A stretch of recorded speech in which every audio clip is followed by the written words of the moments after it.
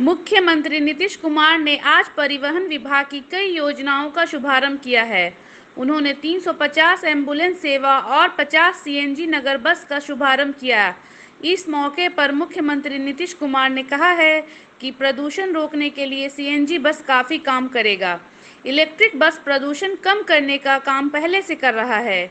नीतीश कुमार ने कहा है कि 350 एम्बुलेंस की सेवा से ग्रामीण क्षेत्रों के लोगों को भी स्वास्थ्य सेवा का लाभ मिलेगा।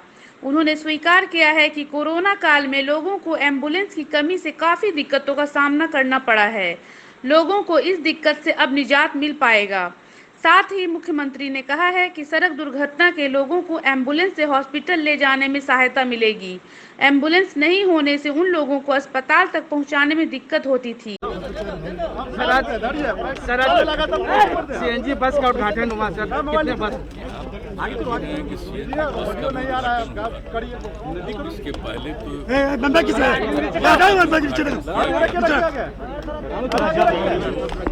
ऑडियो आ ही नहीं रहा।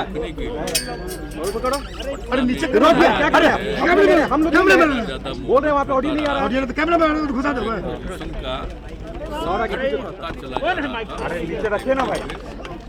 ये काम किया गया, इससे प्रदूषण नहीं हो सकता है और लोगों को सुविधा होगी। और हर प्रकार की सुविधा आप जानते हैं, पिछली बार भी बताया भाई जो इलेक्ट्रिकल बस था और आज भी जो बस का नीचे किया गया है, हर तरह की सुविधा है, बैठने की सुविधा है और इंजेक्शन का भी पूरा का पूरा ख्याल रखा गया है। बाकी आप जानते हैं कि जिस तरह से लोगों को बीमारी के इलाज के लिए गाँव से भेजना पड़े अस्पताल, उसमें काफ़ी दिक्कतें थी, कम था। अब उसी को ध्यान में रख करके आप देख रहे हैं कि हम लोगों ने जो तय किया है, पहले से जो योजना बनी हुई है, उसी में भी ये तय कर दिया कि हर एक ब्लॉक में 2 लोगों को दिया जाएगा 2 लाख रुपये तक की मदद की जाएगी और अधिकतम 2 लाख रुपये तक की मदद की जाएगी एम्बुलेंस के लिए। तो उसी हिसाब से आप देख रहे हैं कि इतने जल्दी 350 लोगों का हो गया और ये लक्ष्य है कि इस साल के अंत तक पूरा जो कुछ भी है हर एक प्रखंड में 2 का वो पूरा हो जाएगा और 800 अभी कुछ दिन के बाद भी और होने वाला है। ये जैसा बताया गया है कि अक्टूबर महीने तक वो भी हो जाएगा। तो इस तरह से जो एम्बुलेंस की सुविधा हो जाएगी, जो देख रहे थे कि अभी जो कोरोना का दौर चला है उनको कहीं से भेजने में काफ़ी तरह की दिक्कतें आई थी। एक तो उसको भी देखते हुए, और कोरोना तो आज है, कल किसी भी प्रकार की बीमारी का कोई सामना करे तो उसको अस्पताल ले जाने में कोई दिक्कत नहीं, नंबर 1। और नंबर 2 दूसरी बात है कि जो एक्सीडेंट वगैरह होता है रोड्स पर, तो आप जानते ही हैं कि अब इतना ज़्यादा सड़क बन गया है, बहुत ही बड़ी बड़ी सड़कें बनी हैं, सब कुछ किया गया है, लेकिन फिर कहीं ना कहीं सड़कों पर दुर्घटनाएं होती हैं। और अगर कोई उस इलाके का आदमी दुर्घटना का पीड़ित है तो उसको तत्काल इलाज के लिए, उसके बचाव के लिए अस्पताल वगैरह में पहुंचाना है, तो अगर एम्बुलेंस नहीं होने पर तो दिक्कत होती है। एक सीमित समय रहता है, अगर उस बीच में इलाज शुरू हो जाए तो उनके बचने की संभावना रहती है। तो इसलिए इस बात का भी ध्यान, सिर्फ यही नहीं कि आज जो कोरोना की स्थिति में जो नौबत है या अन्य बीमारियों का भी, लेकिन साथ साथ एक्सीडेंट का भी कुछ मामला हो तो उसके लिए भी तो ये शुरू किया गया ताकि ग्रामीण इलाकों में ये उपलब्ध रहे। इसी तरह से अन्य प्रकार से भी हम लोग कर रहे हैं। तो आज जो ये किया गया है आप जानते ही हैं, सब देखे ही हैं, बहुत अच्छी बात है। और पटना टाउन में अब जिस तरह से प्रदूषण को कम से कम करने के लिए, पर्यावरण के संरक्षण के लिए जो उपाय किया जा रहा है, तो आप देख ही रहे हैं, ये भी किया गया। एक सवाल है कि केंद्र सरकार ने कास्ट बेस्ड सेंसस से मना कर दिया है, केवल SC ST की जनगणना होगी।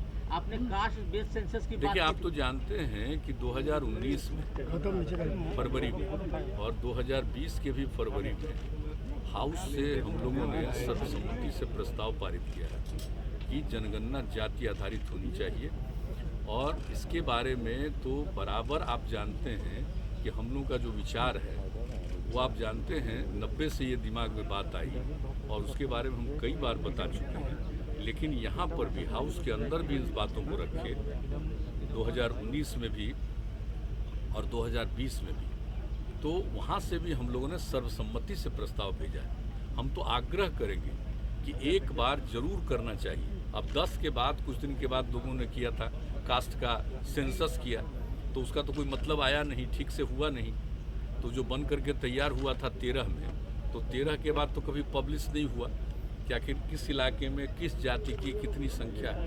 एक बार जरूर होना चाहिए कास्ट बेस्ड सेंसस, ताकि मालूम हो जाए और जो गरीब गुरबा तबके के लोग हैं, SC ST के अलावे बाकी जो लोग हैं, उनको भी इसका लाभ मिलेगा और पता चल जाएगा कि सही मायने में इनकी संख्या कितनी है। और जब संख्या का पता चलेगा तो आप उनके उद्धार के लिए भी, उनको विकसित करने के लिए काम करें। तो मैं तो पुनः अनुरोध करूंगा कि भाई हम लोगों का है, और उधर जो पार्लियामेंट में ये बताया गया कि नहीं हो पाएगा, तो हम लोग तो आग्रह करेंगे कि इस पर जरूर गौर करिए।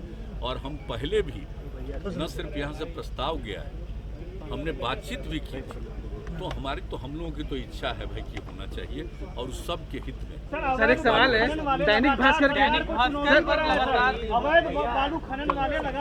दैनिक भास्कर के दफ्तर में रेड हुआ है। इसके लिए तो पूरी कार्रवाई हो रही है और आप जानते हैं कि किस तरह से इसका जांच किया, और जांच करने के बाद जो सरकारी कर्मचारी अफसर हैं, उनकी भी कोई भूमिका अगर गड़बड़ दिखाई गई तो उस पर भी कार्रवाई हो रही है। तो पूरी की पूरी कोशिश सरकार की तरफ से और डिपार्टमेंट की तरफ से और बाकी सब कुछ का पुलिस और अन्य विभागों की तरफ से भी इसके मामले में पूरे तौर पर देखभाल किया जा रहा है। वैसे तो हम बराबर कहते हैं कि आप चाहे कुछ भी करिए, कुछ न कुछ तो गड़बड़ करता ही है।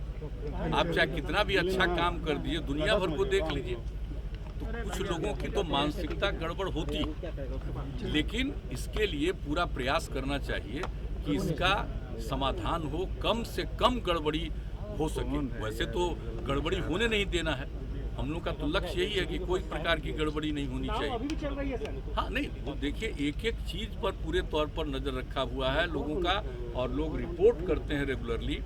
सारे जगह के DM और SP या सीनियर SP ये लोग भी एक एक चीज को देख रहे हैं, और खास करके जिन इलाकों में आप जानते हैं कि सबसे ज्यादा वहाँ से निकलता है बालू, तो उस सब चीज़ों को भी लोग देख रहे हैं और कहीं कोई गड़बड़ी कर रहा है तो उसको डिटेक्ट करने की कोशिश कर रहे हैं और उस पर एक्शन भी कर रहे हैं, और सबको कब्जा में रख करके, और जो सरकार के जो डिपार्टमेंट के नियंत्रण में है उसके माध्यम से जो जहां इसकी उपयोगिता है लोगों को इसको प्रोवाइड करने की भी कोशिश करने में लगे हुए हैं। तो इसके बारे में तो एक मीटिंग हुई है और सब लोग इस काम को कर रहे हैं। तो इतना तो हम जरूर कहेंगे कि देखिए भाई, गड़बड़ नहीं करना चाहिए और ठीक से काम करना चाहिए। कोई भी चीज़, किसी भी चीज़ को गड़बड़ी करने पर तो पूरे तौर पर कोशिश कर रहा है, और अगर सरकारी तंत्र में भी कोई गड़बड़ है तो उनको भी छोड़ा जाता है। अभी कुछ लोगों को पता चला है तो उनके ऊपर पूरा पूछताछ हो रहा है, सब कुछ कार्रवाई हो रही है। जो जरूरी बात होगी वो यहाँ के उस पर जो एक्शन। सर दैनिक भास्कर के ऑफिस में नहीं चल पा रहा है, पार्लियामेंट नहीं चल पा रहा, फोन टैपिंग मामले पे हंगामा लगातार जारी है।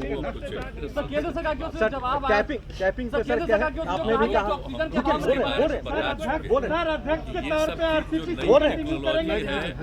आया है तो इसका एक तरफ लाभ भी है और दूसरी तरफ गड़बड़ी भी है।